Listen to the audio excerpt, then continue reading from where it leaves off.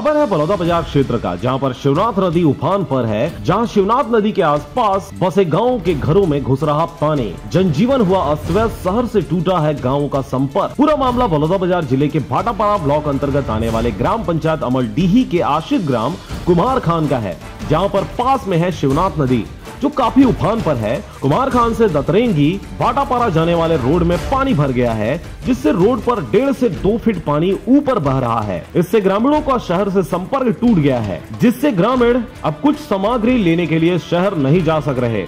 गांव में पानी घुस जाने के साथ साथ गांव के खेत खलिहान में भी पानी घुसा हुआ है, जिससे कई किसानों की फसल बर्बाद हो चुके हैं और अब वह शासन से यह आस लगाकर बैठे हैं कि उन्हें शासन के द्वारा कुछ आर्थिक मदद दी जाए। शासन के द्वारा कुमार खान पहुंच मार्ग बनाया गया है, जिसमें काफी छोटे छोटे पुल बना दिए गए हैं। उन्हें ग्रामीण कहते हैं कि उस पुल की ऊंचाई को बढ़ा दिया जाए, जिससे बाढ़ जैसे हालात से निपटने के लिए उन्हें काफी सुविधा मिलेगी। भाटापाड़ा से कैमरामैन करेश महिलांगे के साथ डीपी रात्रे की रिपोर्ट, आरजे रमझाझर।